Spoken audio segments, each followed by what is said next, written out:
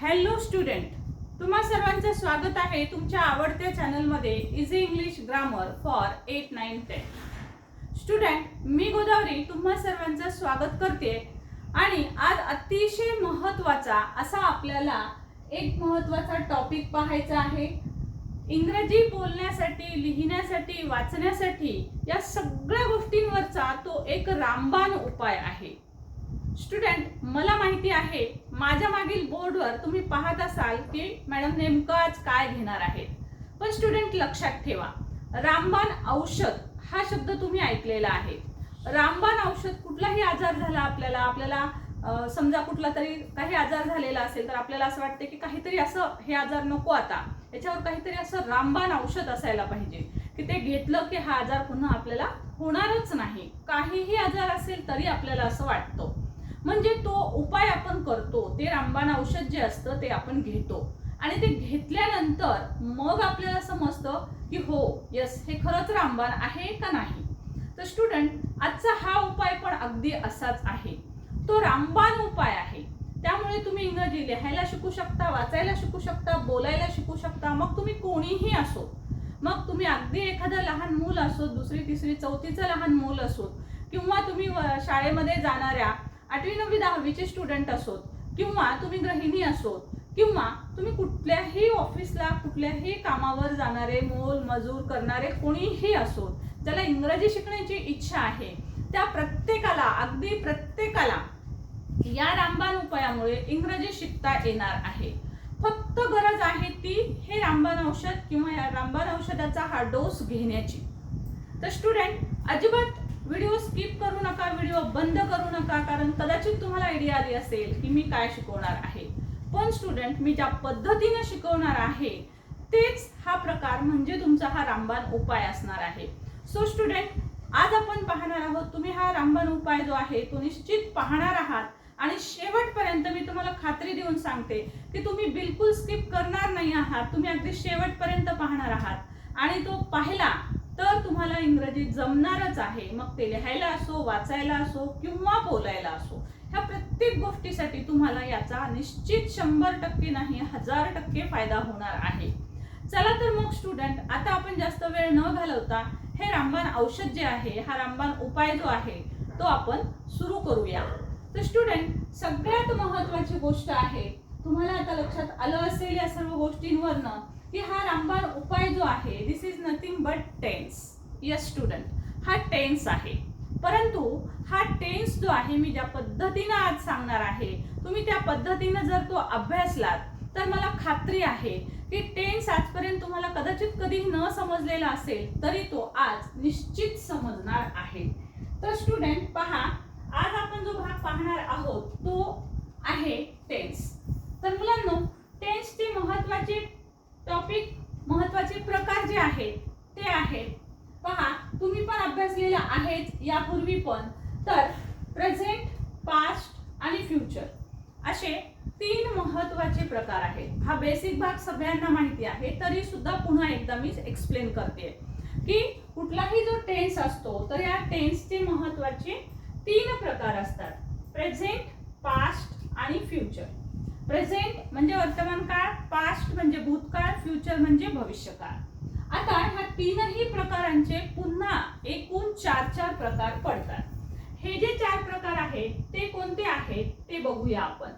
बघा स्टुडंट, त्यातला पहिला जो प्रकार आहे तो असतो सिंपल. सिंपल किंवा यालाच आपण इनडेफिनिट टेन्स असं सुद्धा म्हणतो. दुसरा प्रकार असतो त्याचा कंटिन्युअस. कंटिन्युअस म्हणजे चालू काळ किंवा अपूर्ण काळ. ओके. त्यानंतर तिसरा प्रकार असतो परफेक्ट. परफेक्ट म्हणजे पूर्ण काळ. आणि चौथा असतो परफेक्ट कंटिन्युअस, म्हणजे ज्याला आपण पूर्ण अपूर्ण किंवा चालू अपूर्ण अशा पद्धतीचा काळ म्हणत असतो. तर स्टुडंट, हे झाले प्रकार. म्हणजे पुन्हा एकदा पहा, प्रेझेंट, पास्ट, फ्युचर हे महत्त्वाचे 3 प्रकार आहेत. त्या प्रत्येकाचे पुन्हा एकूण 4 उपप्रकार पडतात. पहिला प्रकार असतो सिंपल, दुसरा असतो कंटिन्युअस, तिसरा असतो परफेक्ट आणि चौथा असतो परफेक्ट कंटिन्युअस. आता स्टुडंट, जर तुम्हाला प्रेझेंटचे 4ही प्रकार सांगायचे असतील तर कशा पद्धतीने सांगाल? बघा, सिंपल प्रेझेंट टेन्स. दुसरा प्रकार असेल प्रेझेंट कंटिन्युअस टेन्स. तिसरा असणार आहे प्रेझेंट परफेक्ट टेन्स. ओके, बघा या मेथडनी सपोज प्रेझेंटचे आपल्याला प्रकार पाहायचे असेल तर पहिला जो प्रकार असणार आहे तर तो असणार आहे सिंपल प्रेझेंट टेन्स. ओके, दुसरा असणार आहे, तुम्ही मागचा पुढे शब्द म्हटलात तरी चालेल, इनडेफिनेट प्रेझेंट म्हटलं तरी चालेल, प्रेझेंट सिंपल म्हटलं तरी चालेल. सो दुसरा जो प्रकार असणार आहे तो असणार आहे प्रेझेंट कंटिन्युअस. शॉर्ट लिहिते मी. तिसरा प्रकार असणार आहे present perfect. Okay, present perfect. आणि चौथा प्रकार असणार आहे present perfect continuous tense. Okay, बघा आता सिंपल प्रेझेंट म्हणजे साधा वर्तमान काळ, प्रेझेंट कंटिन्युअस म्हणजे चालू वर्तमान काळ, प्रेझेंट परफेक्ट याचा अर्थ असतो पूर्ण वर्तमान काळ, प्रेझेंट परफेक्ट कंटिन्युअस टेन्स याचा अर्थ असतो पूर्ण अपूर्ण वर्तमान काळ.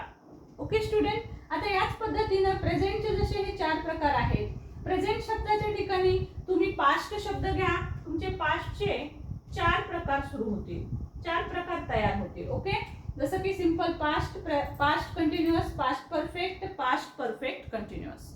फ्युचर याच पद्धतीने तुम्ही नक्कीच 4 प्रकार म्हणू शकता. तुम्हाला जर ते आता समजले असतील की कशा पद्धतीने 4 प्रकार होतात तर कमेंट बॉक्समध्ये नक्की टाका तुम्हाला ते कोणते 4 प्रकार आहेत फ्युचरचे.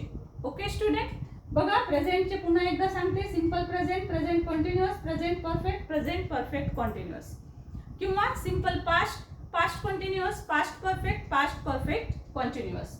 फ्युचरचे तुम्हाला नक्कीच जमणार आहेत. कमेंट बॉक्समध्ये जरूर टाका की फ्युचरचे कोणते 4 प्रकार आहेत. तर स्टुडंट आता पहा, हे झाले आपले महत्त्वाचे प्रकार.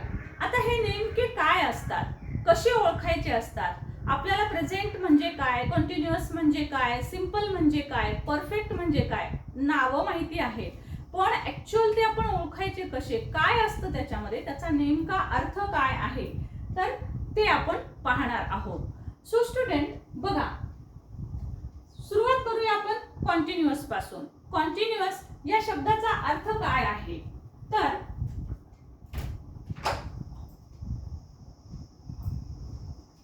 स्टुडंट कॉन्टिन्युअस या शब्दाचा अर्थ असतो चालू, चालू काळ. चालू म्हणजे ज्याच्यामधली की ऍक्शन चालू आहे. सपोज जसं की मी तुम्हाला आता शिकवत आहे, आय एम टीचिंग यू, शिकवण्याची माझी ऍक्शन जी आहे ती आता चालू आहे, म्हणून त्याला आपण म्हणतो चालू काळ. सो बघा, एखादी तुमची कृती जर चालू असेल तर तो असतो कॉन्टिन्युअस काळ, म्हणजे चालू काळ. ऍक्शन चालू असेल, कृती चालू असेल, I am teaching you, you are writing now, you are listening now. Okay, so तुम्ही ऐकत आहात, मी शिकवत आहे, हे सर्व जे ऍक्शन्स आहेत ते आता चालू आहेत. सो चालू असेल तर कॉन्टिन्युअस प्रेझेंट मधला असेल.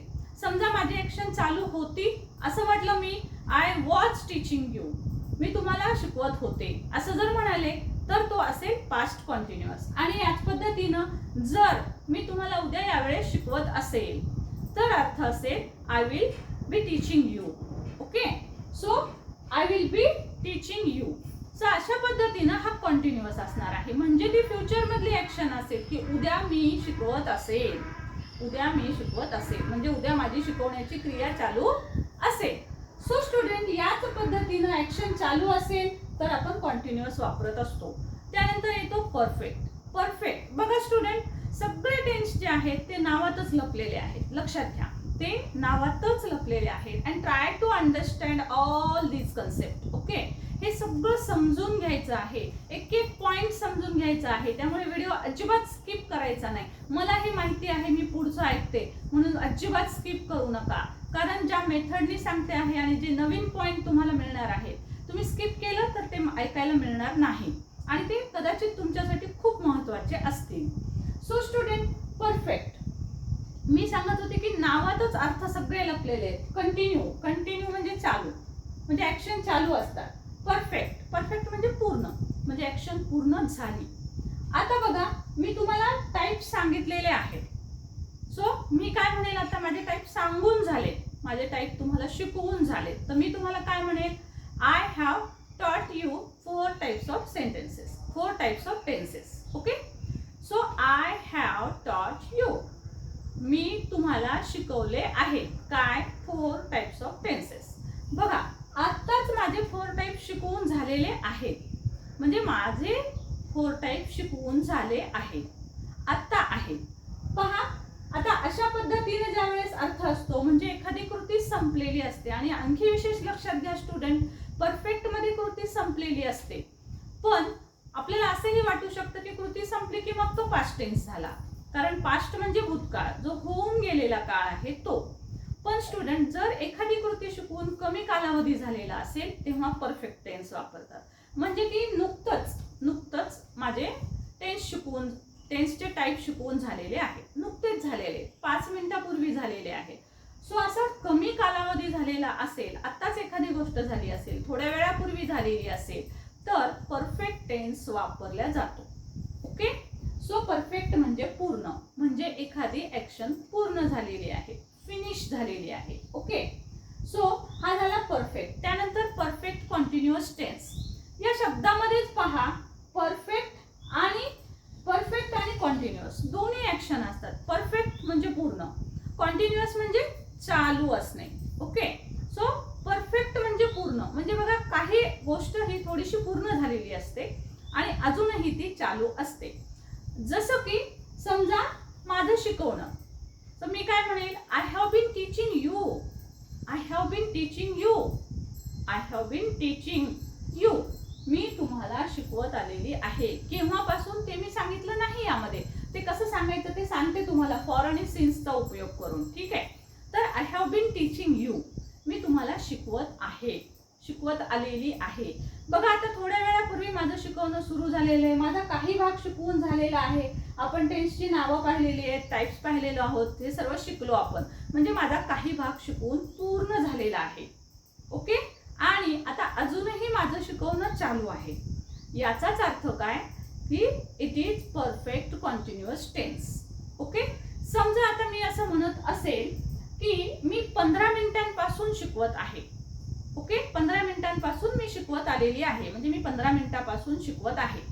असं वाक्य जर मला म्हणायचं असेल तर मी म्हणेल I have been teaching you for 15 minutes, for 15 minutes. आता बघा मी फॉर वापरते आहे, मग सिन्स केव्हा वापरायचं आणि फॉर केव्हा वापरायचं. बघा या प्रकारच्या वाक्यामध्ये परफेक्ट कॉन्टिन्युअस मध्ये आपल्याला फॉर आणि सिन्स याचा उपयोग आपल्याला करावा लागतो. स्टुडंट लक्षात ठेवा, बऱ्याच वेळेला आपल्याला ह्या वाक्यांमध्ये फॉर आणि सिन्सचा उपयोग करावा लागतो. एखादी गोष्ट आपण केव्हापासून करत आहोत हे आपल्याला सांगायचं असतं, कारण तसाच हा काळ असतो परफेक्ट कॉन्टिन्युअस. त्यातली ऍक्शन थोडी पूर्ण झालेली असते, थोडी अजून चालू असते, त्यामुळे ते केव्हापासून तुम्ही करत आहात, केव्हापासून करत आलेले आहात हे सांगण्यासाठी फॉर आणि सिन्स वापरतात. तर फॉर हा शब्द जो आहे तो फिक्स्ड टाइम साठी सांगितला जातो. 1 सेकंद, 2 सेकंद, 2 मिनिट, 2 दिवस, 2 महिने, 3 महिने, वर्ष, 2 वर्ष, 4 वर्ष, 4 दिवस, ठीक आहे, 1 वर्षभर, असा एक फिक्स टाइम सांगितलेला असतो. म्हणजे ठराविक टाइम जर सांगितलेला असेल तर त्यावेळेस फॉर शब्द वापरतात. आणि केव्हापासून त्याचा पॉइंट सांगितलेला असेल, मी 15 मिनिटापासून शिकवते आहे असं म्हणण्यापेक्षा मी सपोज मी 3 वाजल्यापासून शिकवते आहे, 3 वाजल्यापासून शिकवते आहे, 3 तास झालेत म्हटलं नाही, मी 30 मिनिट झाले म्हटलं नाही, 3 तासापासून मी 3 वाजल्यापासून मी शिकवते आहे.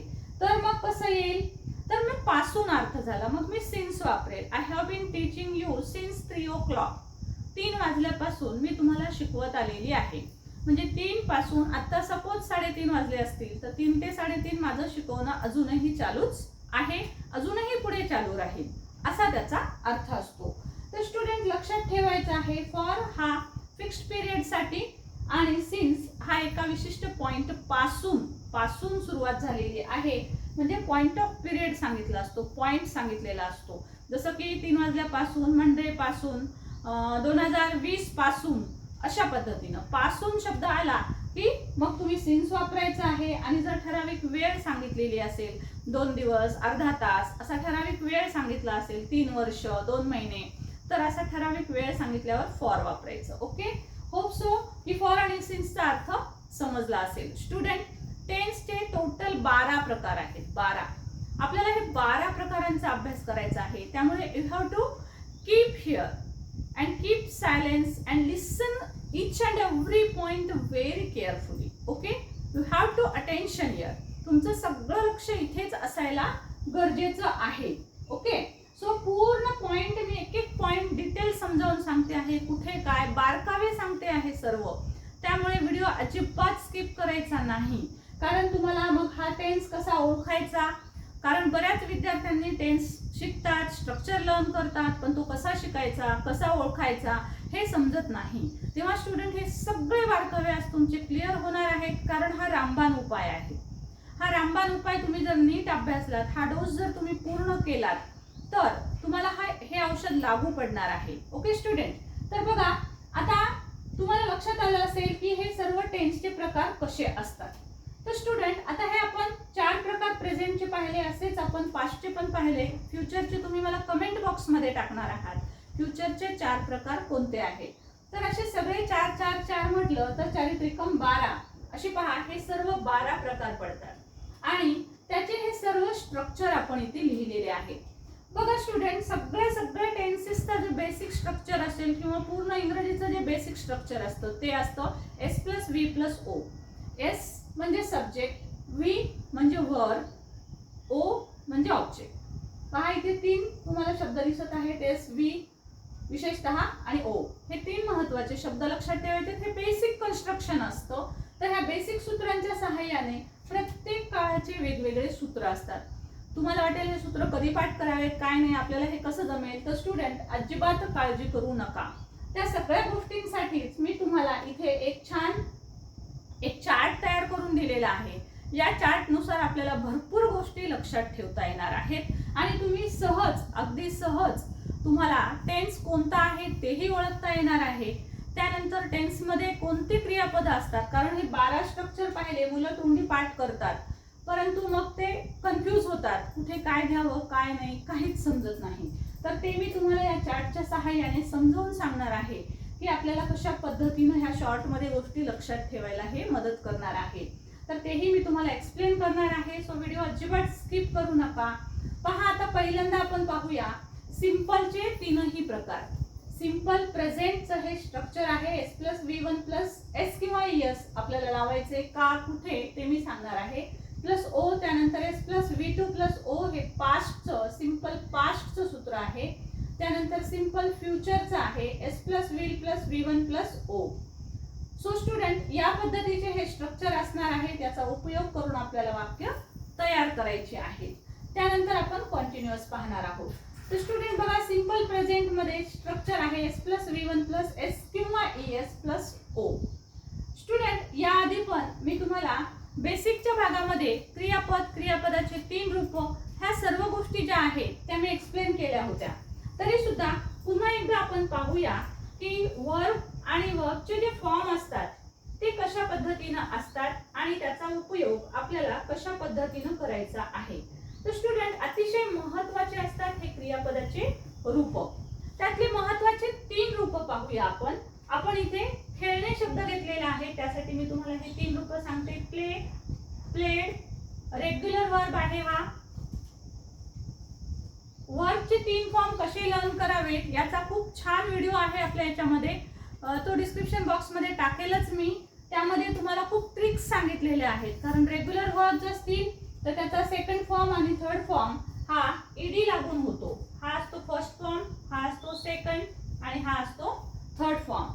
बघा म्हणजे V1, V2 आणि V3. जनरली जे रेग्युलर वर्ब असतात 90% वर्ब, स्टुडंट लक्षात ठेवा, 90% वर्ब्स असे असतात की ज्याला ईडी लागत असतं. जे काही 10% राहिलेले आहेत तेच थोडासा त्रास देतात, ते रेग्युलर वर्ब्स असतात. त्याचे 3 फॉर्म कसे होतात हे त्याचे सर्व रूल्स जे आहेत ते आपल्या व्हिडिओमध्ये आहे. तो व्हिडिओ तुम्ही जरूर पहा, मी डिस्क्रिप्शन बॉक्समध्ये लिंक टाकेल. तर स्टुडंट हे त्याचे 3 महत्त्वाचे फॉर्म आहेत, V1, V2 आणि V3. या तिन्ही फॉर्मचा उपयोग आपल्याला या सर्व वेगवेगळ्या भागात करायचा आहे. स्पेशली आपल्याला V1 घ्यायचा आहे सिंपल प्रेझेंट मध्ये. ओके, त्यानंतर बघा आपल्याला V2 लागणार आहे सिंपल पास्ट मध्ये V2. ओके, सो हा असतो नेहमीच सिंपल पास्ट मध्ये आपल्याला V2 वापरायचा असतो. त्यानंतर V3 फॉर्म जो आहे बघा तुम्हाला इथे दिसेल परफेक्ट टेन्स मध्ये V3. त्यानंतर स्टुडंट बघा खूप स्टुडंटला तुम्हाला फॉर्म कुठे कोणते येतात हे खूप कन्फ्यूज होतं बघा. जसं मी इथे तुम्हाला सांगितलेलं आहे बघा, सिंपल प्रेझेंट. सिंपल जर काळ असेल मग तो प्रेझेंट असो, पास्ट असो किंवा फ्युचर असो.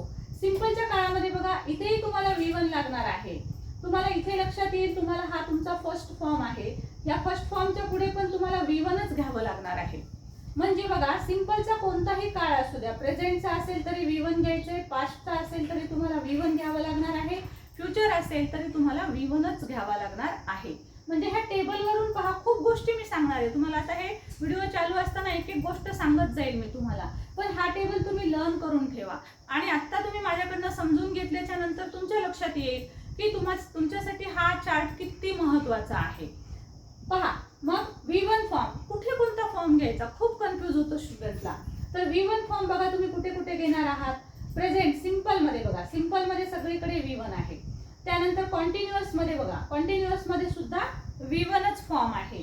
त्यानंतर परफेक्ट मध्ये तुम्हाला V3 फॉर्म दिसेल. आणि स्टुडंट जो आपला परफेक्ट कॉन्टिन्युअस आहे त्यामध्ये पण V1च फॉर्म असतो.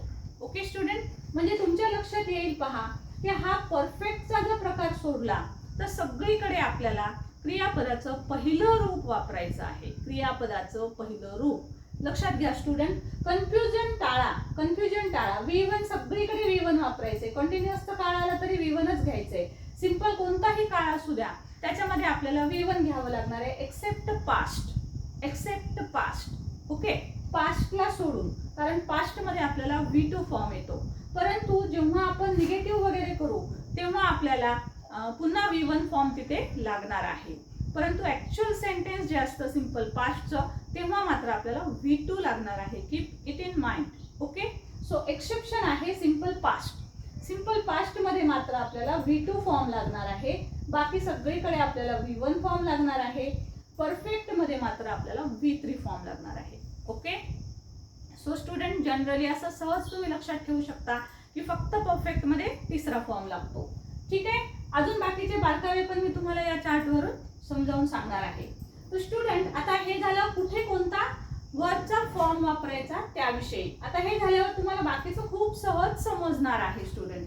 मग त्याला आपल्याला वेळ लागणार नाही आहे. ह्या सगळ्या बेसिक गोष्टीच फक्त समजून घ्यायच्या आहेत. त्या समजल्या की टेन्स तुम्हाला सहज समजेल आणि टेन्सच्या सहाय्याने तुम्ही कोणतंही वाक्य लिहू शकाल, वाचू शकाल, बोलू शकाल. खूप विद्यार्थी म्हणतात मला शब्दपाठ आहेत पण मला इंग्रजीत लिहिता येत नाही, मला रायटिंग स्किल मधलं एकही वाक्य जमत नाही, मला निबंध लिहिता येत नाही, पत्र लिहिता येत नाही, कारण मला कसं लिहावं तेच मला समजत नाही.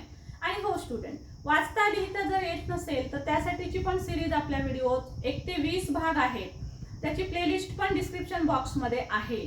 शब्द पाठांतर आणि त्यानुसार तुम्हाला शिकायचं लिहायला वाचायला. चला शिकूया लिहायला, इंग्रजी लिहायला वाचायला अशी नावाची एक सिरीज आहे. ती प्लेलिस्ट मध्ये तुम्हाला मिळेल. त्याच्यामध्ये तुम्हाला लिहायचं कसं, वाचायचं कसं हे अगदी बेसिक पासून आहे.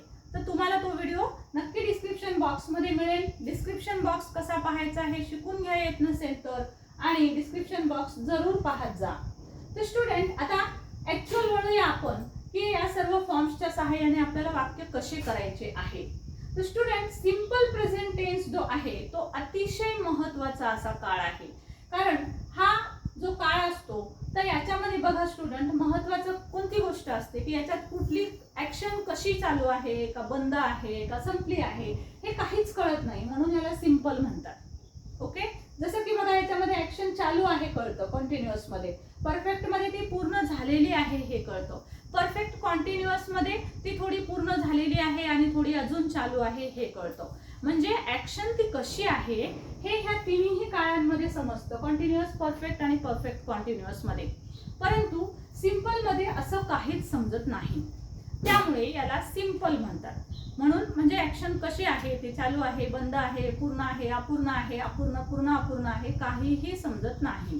त्यावेळेस सिंपल टेन्स वापरतात. जसं की सपोज मी क्रिकेट खेळतो, मी क्रिकेट खेळते, मी क्रिकेट खेळते. सो याच्यामधल्या ज्या कृती असतात त्या जनरली आपण डे टू डे लाईफमध्ये दैनंदिन जीवनात दररोज आपण ज्या गोष्टी करतो त्या सांगण्यासाठी केल्या जातात, किंवा जे काही सत्य असतात, त्रिकालबाधित सत्य असतात, काही वैज्ञानिक सत्य असतात, काही भौगोलिक सत्य असतात, ह्या सगळ्या गोष्टी ज्या आहेत त्या सांगण्यासाठी. The sun rises in the east. Okay, the sun rises in the east. सूर्य पूर्वेला उगवतो. मग ही त्रिकालबाधित सत्य घटना आहे, सायंटिफिक आहे. सो अशा गोष्टी सांगण्यासाठी सुद्धा आपण या काळाचा उपयोग करत असतो. किंवा आपण दररोज काय काय करतो, मी लिहिते, वाचते, बोलते, आहे ना. सो ह्या सगळ्या गोष्टींमध्ये हा सिंपल प्रेझेंट टेन्स असतो. I write, I read, I practice. So हे सगळे सेंटेन्सेस काय दाखवतात की तुमची कृती कशी आहे. मी जेवण बनवते, आय कुक. मी जेवण बनवते, आय कुक. किंवा मी रात्रीचा स्वयंपाक करते, तर आय कुक डिनर. सो हे काय झालं, हा सिंपल प्रेझेंट झाला.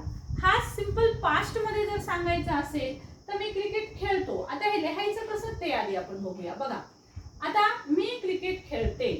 आता याच्यामध्ये एस जो आहे तो आहे मी साठी, आपण एस घेणार आय.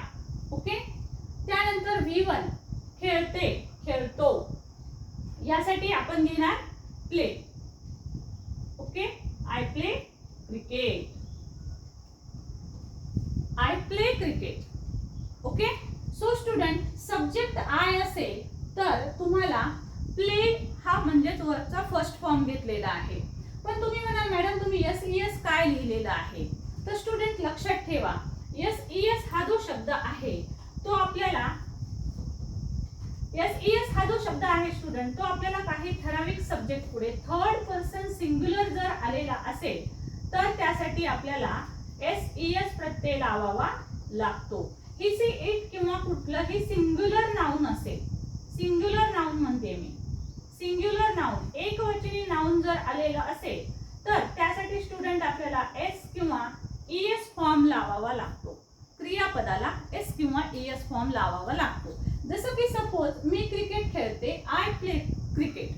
ती क्रिकेट खेळते, सी प्लेज क्रिकेट. ओके, जर मी म्हणाले की ती क्रिकेट खेळते, ती शब्द वापरलाय मी, ती क्रिकेट खेळते. सो हेच वाक्य कसं होणार आहे, ती क्रिकेट खेळते म्हटल्यावर सी प्ले साठी आपल्याला प्लेज घ्यावं लागेल. बघा, सी प्लेज क्रिकेट, ती क्रिकेट खेळते. ओके, सी प्लेज, इथे मी एस ऍड केलेला आहे कारण हा rule.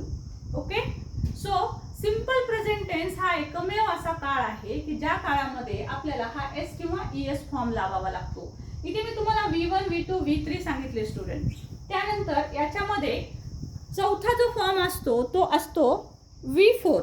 Okay, so V4 form कसा असतो बघा, याला ह्या वर्बला जर प्ले याला जर ING लावलं आपण तर हा ING युक्त जो फॉर्म असतो तो असतो V4 फॉर्म.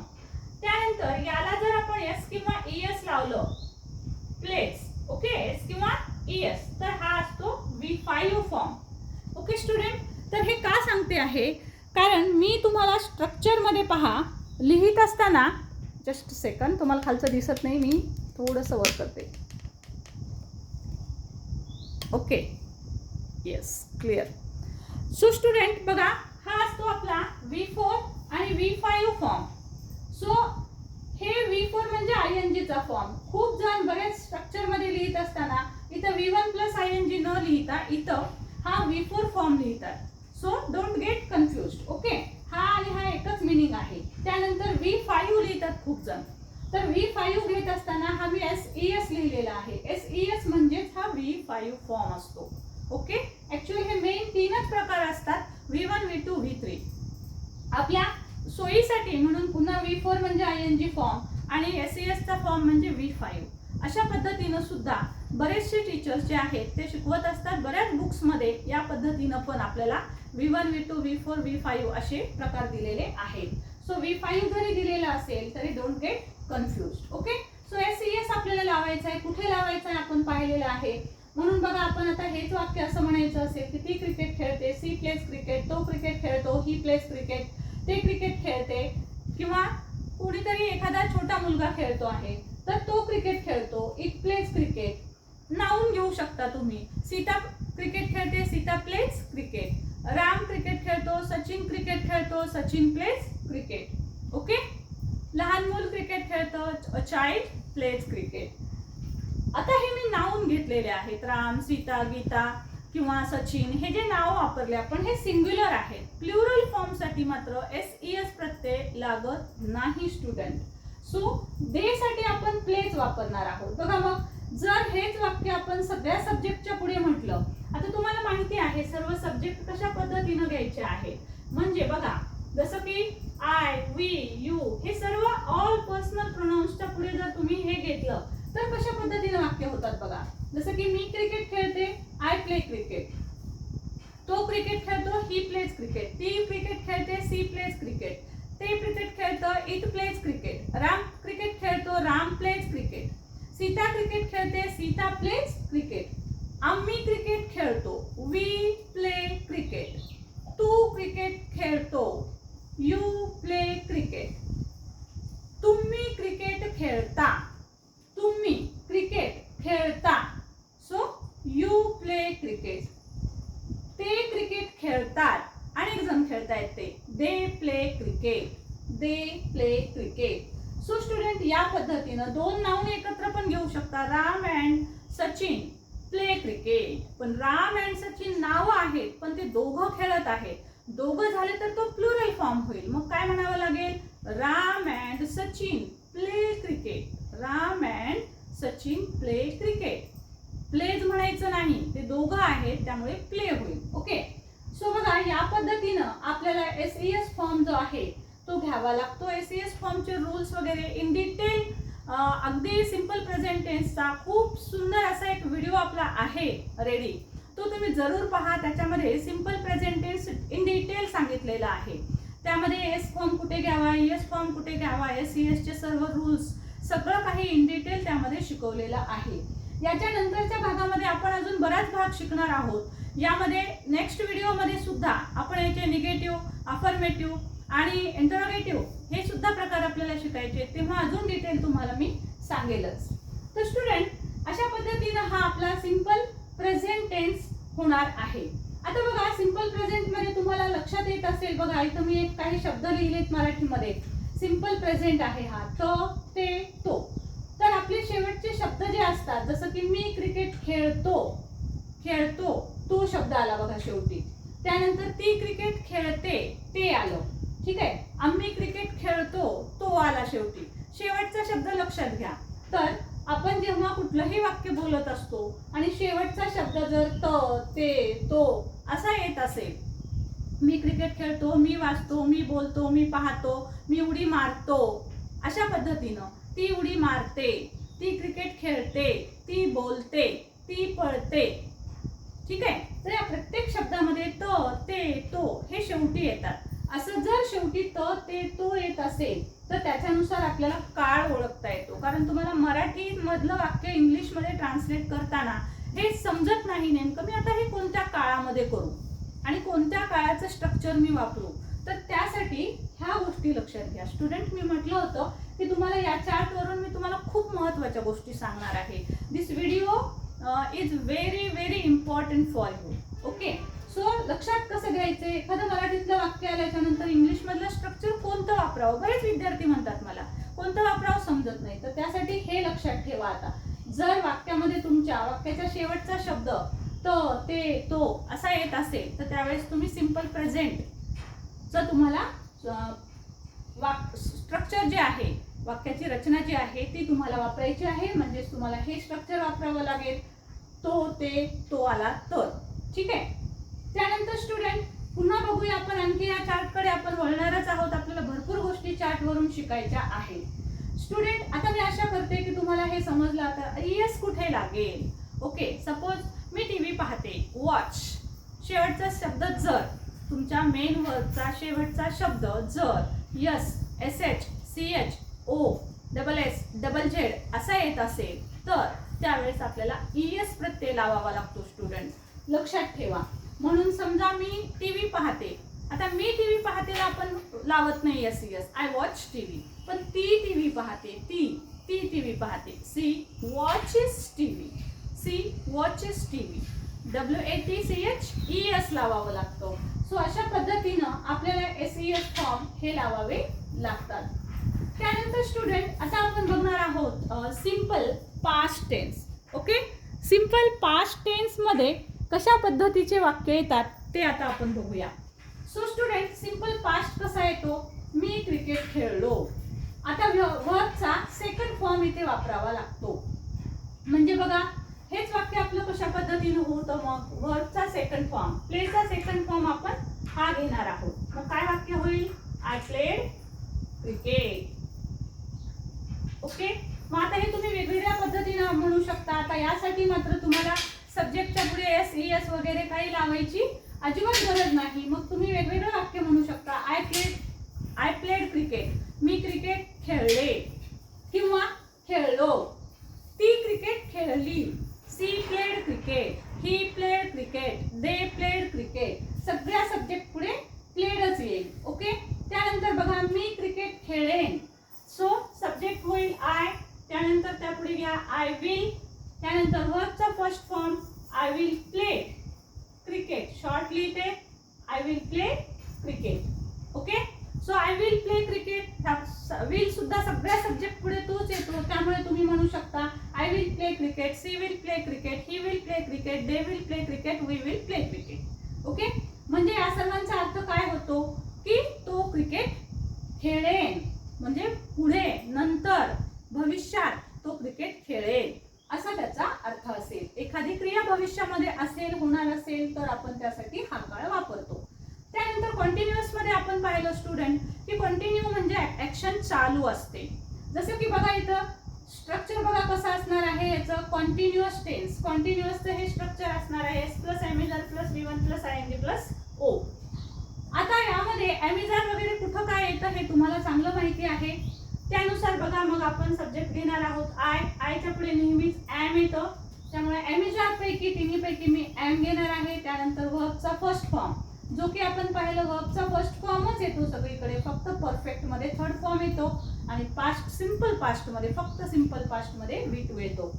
तर एम, आता इथे आपल्याला वर्ब द्यायचा आहे प्ले, याला आपल्याला ING लावायचं आहे, I am playing cricket. Okay, याचा काय अर्थ होतो, मी क्रिकेट खेळत आहे, मी क्रिकेट खेळत आहे.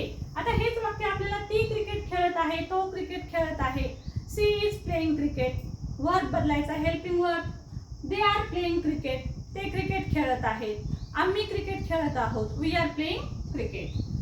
त्याच नंतर आम्ही क्रिकेट खेळू किंवा आम्ही क्रिकेट खेळत असतो. ठीक आहे, उद्या आम्ही क्रिकेट खेळतो. अशा प्रकारचा अर्थ जर असेल तर बघा भूतकाळातला अर्थ असतो लो ले लो, तसा भविष्य काळातला अर्थ असेल असेल, करेल, होईल असा अर्थ असतो. म्हणून वाक्य कसं येईल मग पहा, सपोज मी क्रिकेट खेळत असेल, I will B me cricket खेळत असेल, I will be playing cricket. Cricket शब्द मी इथे शॉर्ट सीच लिहिते आहे जागेअभावी, तुम्ही पूर्ण व्यवस्थित लिहिणार आहात. आता तिसरा प्रकार बघा परफेक्ट, त्याचा अर्थ असतो की ऍक्शन पूर्ण झालेली आहे. मी क्रिकेट खेळलो आहे म्हणजे माझं खेळून नुकतंच झालेलं आहे. मग आपण पाहिलं परफेक्ट म्हणजे पूर्ण.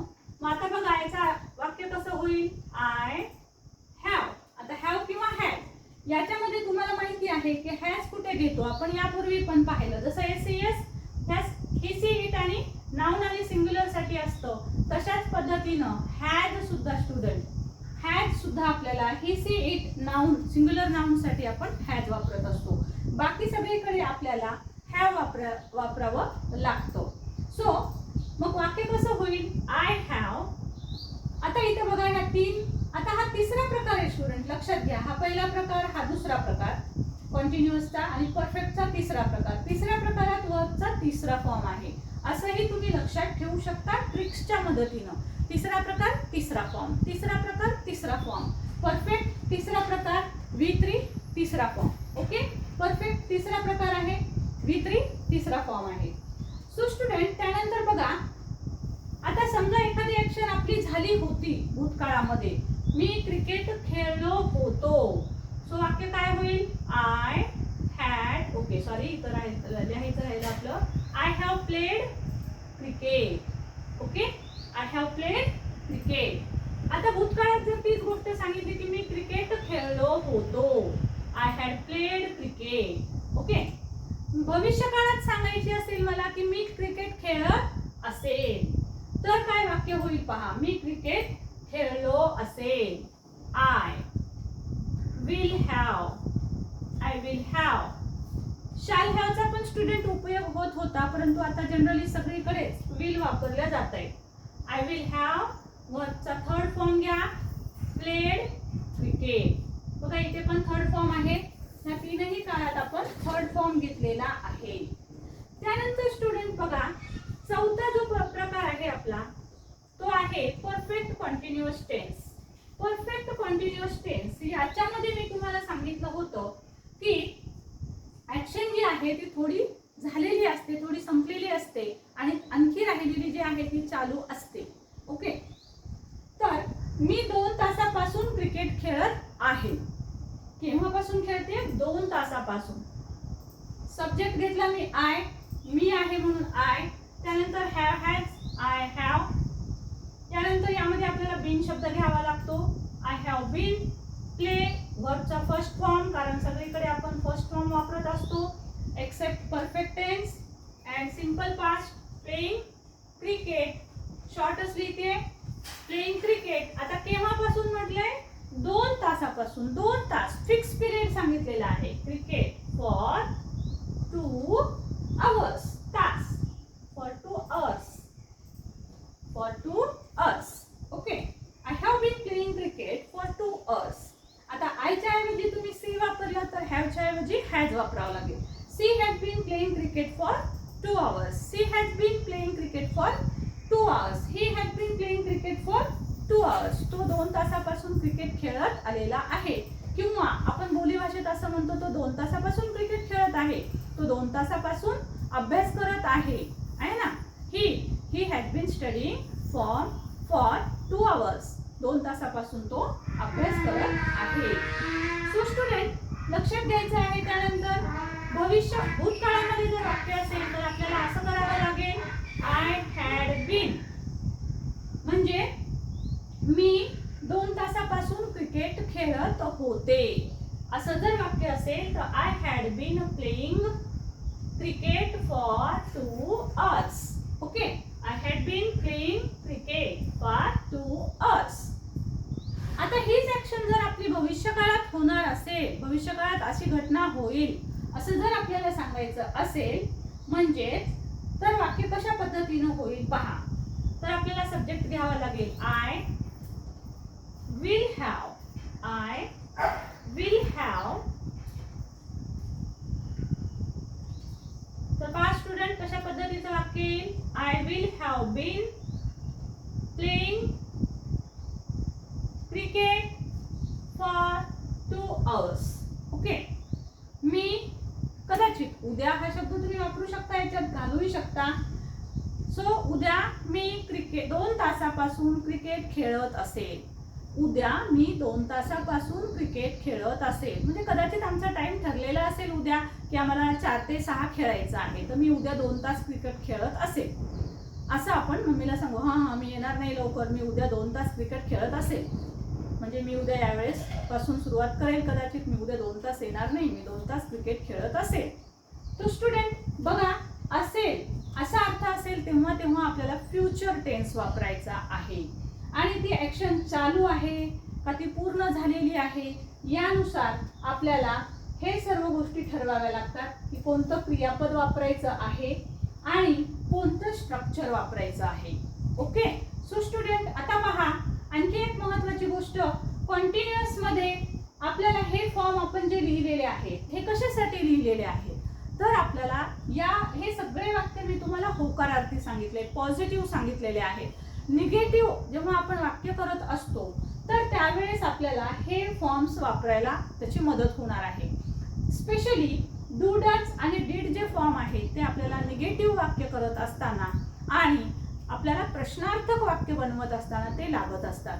त्यामुळे लक्षात ठेवा, सिंपल प्रेझेंट टेन्सचं जर वाक्य असेल, बघा हे प्रेझेंट सिंपल प्रेझेंटचं वाक्य असेल तर निगेटिव्ह करत असताना आपल्याला डू आणि डज वापरावा लागतो. डू किंवा डज दोन्हीपैकी एक. सिंपल पास्ट असेल तर आपल्याला डीड घ्यावं लागतं. कसं ते मी तुम्हाला सांगते. बघा आता हे वाक्य असेल की आय प्ले क्रिकेट, मी क्रिकेट खेळतो, पण मी क्रिकेट खेळत नाही असं जर वाक्य असेल तर मग कसं होईल? मी क्रिकेट खेळत नाही. आय डोंट प्ले क्रिकेट, ती क्रिकेट खेळत नाही. She doesn't play cricket, she doesn't play cricket, ती क्रिकेट खेळत नाही. ओके, तो क्रिकेट खेळत नाही. He doesn't play cricket. त्याचाच प्रश्नार्थ करत असताना सुद्धा आपल्याला डूचा उपयोग होतो. जसं की डू आय प्ले क्रिकेट, मी क्रिकेट खेळते का? मी खेळते cricket. Do I play cricket, मी क्रिकेट खेळते, तू खेळतो ना, मग उचलते bat. Do I play cricket, मी क्रिकेट खेळते. सो अशा प्रकारचे प्रश्न विचारत असताना सुद्धा डू डजचा उपयोग आपल्याला करावा लागतो. पुढच्या व्हिडिओमध्ये आपण हे वाक्य होकारार्थी नकारार्थी कसे करायचे ते मी तुम्हाला रूल्स सहित आणि विथ प्रॅक्टिस आपण हे आजचे वाक्य संपूर्ण आणि निगेटिव्ह वाक्य आणि 3 प्रकारचे महत्त्वाचे जे वाक्याचे प्रकार असतात त्याच्या सहित आपण उद्याला प्रॅक्टिस करणारच आहोत, घेणारच आहोत. सो स्टुडंट, अशा पद्धतीनं डीडचा उपयोग कसा करायचा? आता मी क्रिकेट हा पास्ट टेन्स बघा. मी क्रिकेट खेळलो, आय प्लेड क्रिकेट, पण मी क्रिकेट खेळलो नाही. मी क्रिकेट खेळलो नाही असं सांगायचं आहे. तर काय म्हणाल? I did not play cricket. पहा इथं ईडी लागलं म्हणजे सेकंड फॉर्म आहे. सेकंड फॉर्म आहे म्हणजे हा टेन्स जो आहे तो सिंपल पास्ट आहे, मग तेव्हा आपल्याला वापरावं लागेल did. Okay, so I didn't play cricket. Didn't घ्या, डिड नॉट घ्या. I didn't play cricket. Okay, me cricket खेळलो का? डिड आय प्ले क्रिकेट, मी क्रिकेट खेळलो का? नाही, मी खेळलो नाही. काल मी क्रिकेट खेळलो नाही. सो तुम्ही प्रश्न विचारू शकता, did I play cricket yesterday, मी काल क्रिकेट खेळलो का? नाही खेळलो ना, मग आज जाऊ दे मला, let me go now. Okay, so अशा पद्धतीचे वाक्य तुम्ही म्हणताना याचा उपयोग करू शकता. आणि हे जे सगळे रूप आहेत हे कॉन्टिन्युअस मध्ये आपण वापरतोय. ॲज आर, वॉज वर बघा, जसं की इथे दिसेल तुम्हाला. हे कम्पेअर करून बघा तुम्ही. फक्त तुम्हाला हे फॉर्म इथे दिसणार नाही कारण हे लपलेले असतात. ते कसे असतात ते उद्याच्या व्हिडिओत जास्त क्लिअर होईलच. ओके स्टुडंट, सो त्यानंतर हॅव, हॅज, हॅड जे आहेत हे परफेक्ट टेन्स मध्ये आपण वापरत असतो. परफेक्ट कॉन्टिन्युअस मध्ये सुद्धा हेच फॉर्म आपण वापरत असतो. जागे अभावी फक्त मी ते लिहिलेले नाही. So student, this is what about all 12 sentences. Okay, जशा पद्धतीने बघा आता आपण हे जर वाक्य म्हणायचं ठरवलं तर तुम्ही याची प्रॅक्टिस या पद्धतीने करू शकता. मी मुद्दाम बोर्डवर हे वाक्य लिहिलेलं पण ठेवलेलं आहे. तुम्ही याच पद्धतीनं सब्जेक्ट चेंज करा. आता खूप वेळेस काय होतं स्टुडंट, जर आयच सब्जेक्ट ठेवला तर तुमच्या जिभेला थोडंसं म्हणजे सब्जेक्ट चेंज केला की आपण गोंधळतो. म्हणून सब्जेक्ट चेंज न करता सुरुवातीला फक्त आयच सब्जेक्ट घेऊन 12ला 12 वाक्य म्हणा. जसं की सपोज बघा, मी क्रिकेट खेळतो, आय प्ले क्रिकेट. मी क्रिकेट खेळलो, आय प्लेड क्रिकेट. मी क्रिकेट खेळेल, आय विल प्ले क्रिकेट. मी क्रिकेट खेळत आहे, आय एम प्लेइंग क्रिकेट. मी क्रिकेट खेळत होतो, आय वॉज प्लेइंग क्रिकेट. मी क्रिकेट खेळत असेल, I will be playing cricket. मी क्रिकेट खेळलो आहे, आय हॅव प्लेड क्रिकेट. मी क्रिकेट खेळलो होतो, आय हॅड प्लेड क्रिकेट. मी क्रिकेट खेळले असेल, I will have played cricket. अशाच पद्धतीनं हेही वाक्य आयचेच म्हणायचे आहे. त्यानंतर वर्ब चेंज करा. वर्ब चेंज केला की वाक्य तुमचं बदलतं. प्लेच्या ऐवजी तुम्ही दुसरं एखादं वाक्य घेऊ शकता. सपोज आय राईट, तर तुम्ही सांगू शकता की मी लिहिते आहे, मी एक कविता लिहिते आहे. I write a letter. Suppose मी एक पत्र लिहिते. I write a letter. I write a letter. I wrote a letter. I will write a letter. I will be I am writing a letter. मी पत्र लिहित आहे. आयच घेऊन वाक्य म्हणा. सलग वाक्य आय घेऊनच म्हणा. सब्जेक्ट चेंज न करता म्हणा आणि बरोबर म्हणा. एक सब्जेक्ट समोर ठेवा, एक वर्ब समोर ठेवा आणि यावरून तुम्ही वाक्य सलग म्हणा. जसं की सपोज आता मी तुम्हाला म्हणून दाखवत होते त्या पद्धतीनं तुम्ही करू शकता. फक्त आय घ्या. आय राईटचे वाक्य घेत होतो आपण. I am writing letter. I am writing a letter. I was writing a letter. I will be writing a letter. I have written a letter. Third form राईटचा रिटन असतो. I had written a letter. I will have written a letter. Okay, तशाच पद्धतीनं I will have been writing a letter for 2 hours. I had been writing a letter for 2 hours. I will have been writing a letter for 2 hours.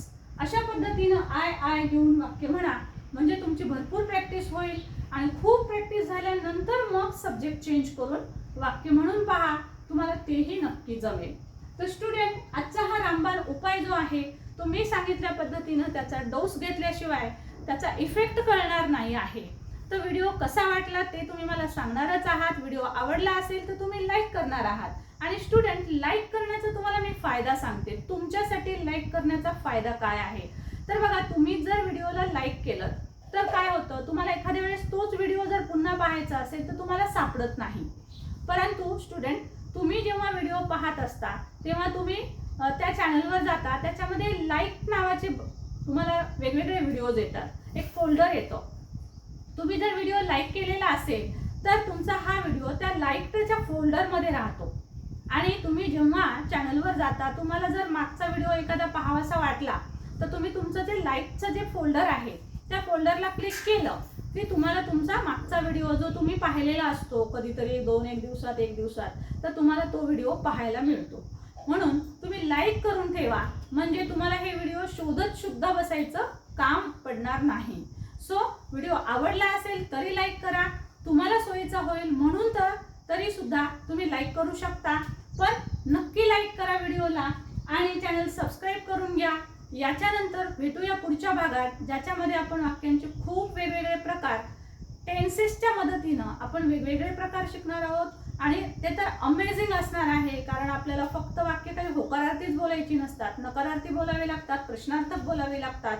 आपण एक एक पायरी वर चढत आहोत student. So अगोदरचे भाग ज्यांनी पाहिलेले नसतील त्यांनी जरूर पहा. आजचा आपला 7वा भाग होता, तर अगोदरचे भाग सुद्धा जरूर पहा. हा व्हिडिओ जास्तीत जास्त शेअर करा, कारण हा व्हिडिओ म्हणजे काय, हा एक आत्मा आहे. आत्मा, इंग्रजीचा हा आत्मा आहे. त्यामुळे हा जर नीट अभ्यासला तर तुम्हाला सर्व काही चांगलं येणारच आहे. सो स्टुडंट, जर व्हिडिओ आवडला असेल तर लाईक, शेअर आणि कमेंट जरूर करा. आणि हो, कमेंट बॉक्समध्ये फ्युचरचे 4 प्रकार तुम्ही लिहून पाठवायचे आहेत, ते तुम्ही लिहून पाठवा. मलाही कळेल की तुम्हाला शिकवलेला भाग समजत आहे आणि तुम्हालाही समजेल की तुम्हाला ते लिहिता पण येईल आणि लिहिल्यावर तुमच्या लक्षातही राहील की हो मी कमेंट बॉक्समध्ये टाकले होते बरं का, आणि हे तुमच्या जास्त वेळ लक्षातही राहील. So student, thank you for watching. Thank you so much. Channel subscribe करायला विसरू नका. थँक्यू.